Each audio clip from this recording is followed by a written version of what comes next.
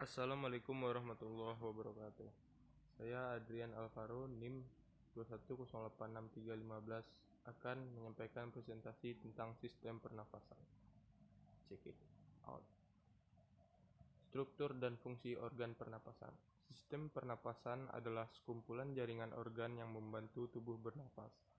Sistem pernapasan membantu tubuh menyerap oksigen dari udara dan membuang gas sisa seperti karbon dioksida dari darah. Dengan dukungan oksigen, seluruh organ dapat berfungsi dengan normal. Fungsi sistem pernafasan membuat Anda bisa bicara dan membawi sesuatu, mengalirkan udara sesuai suhu tubuh dan melembabkannya sesuai kondisi tubuh, melindungi saluran udara dari zat yang berbahaya dan iritasi.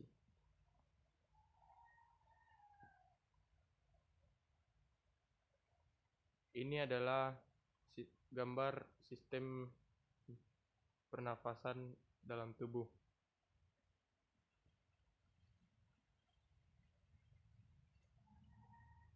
Terdapat beberapa organ pernafasan untuk manusia. Yang pertama adalah mulut dan hidung, berfungsi untuk pintu masuk keluar udara ke tubuh.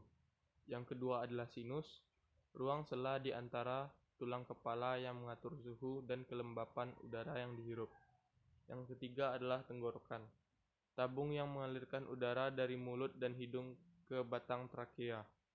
Yang keempat, trakea, bagian tubuh yang menghubungkan tenggorokan dan paru-paru.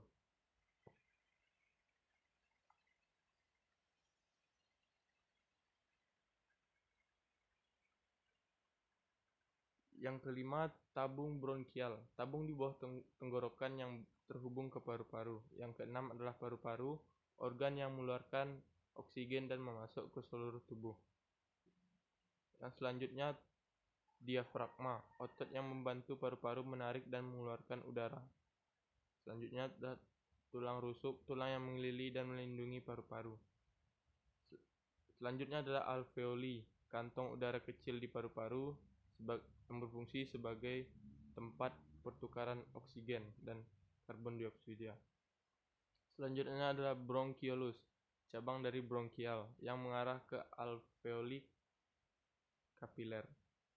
Pembuluh darah di dinding alveoli yang menggerakkan oksigen dan karbon dioksida. Lobus paru-paru. Lobus paru-paru, bagian paru-paru berbentuk bulat, 3 di paru-paru kanan dan 2 di paru-paru kiri. Pleura, kantong tipis yang mengelilingi lobus paru-paru. Selanjutnya adalah cilia, rambut kecil yang berguna menyaring debu dan alergen dari saluran pernapasan laring. Kemudian adalah laring, organ berongga yang dapat mengeluarkan suara saat udara masuk dan keluar. Mekanisme ventilasi dan transport oksigen.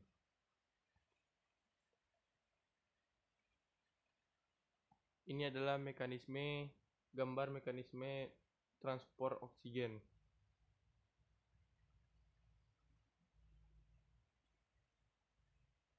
Transport oksigen, metode transportasi oksigen. 1,5% oksigen terlarut secara fisik. 98,5% oksigen terikat pada hemoglobin.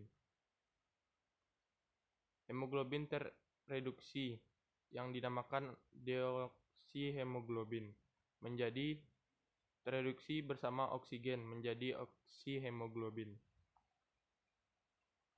Transportasi gas adalah proses perpindahan gas dari paru-paru ke jaringan dan dari jaringan ke paru-paru dengan bantuan aliran darah.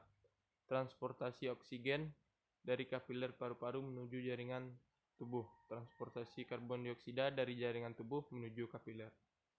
Transportasi oksigen, hemoglobin ditambah oksigen menjadi hemoglobin oksigen. 1,5% oksigen terlarut secara fisik. Metode 98,5% oksigen terikat pada hemoglobin. Tereduksi deoksihemoglobin, oksihemoglobin. Transportasi oksigen, faktor utama yang mempengaruhi afinitas oksigen yaitu tekanan parsial oksigen di kapiler. Jika parsial oksigen kapiler meningkat, reaksi ikatan hemoglobin oksigen bergeser ke kanan. Jika parsial oksigen kapiler menurun, reaksi ikatan hemoglobin oksigen bergeser ke kiri. Semakin banyak oksigen terlepas dari hemoglobin, saturasi oksigen menurun. Semakin banyak oksigen yang terikat pada hemoglobin, saturasi oksigen meningkat. Volume dan kapasitas vital paru-paru. Kapasitas vital paru-paru adalah jumlah volume udara yang dapat dikeluarkan secara maksimum dari paru-paru setelah pertama kali inhalasi secara maksimal, yang dilanjutkan dengan ekspresi maksimum. Sederhananya, kapasitas vital paru-paru adalah volume udara yang dapat masuk dan keluar dari paru-paru ketika manusia bernapas.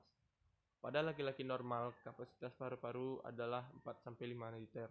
Sedangkan pada perempuan normal, kapasitas paru-parunya adalah 3-4 liter. Kapasitas vital paru-paru dapat berkurang pada penyakit paru-paru, penyakit jantung yang menimbulkan kongesti paru-paru, dan kelemahan pada otot pernafasan. Ini adalah tabel kapasitas vital paru-paru kita. Terdapat kapasitas vital dan volume residual, volume suplementer, dan volume komplementer. Terima kasih. Sekian dari saya. Assalamualaikum warahmatullahi wabarakatuh.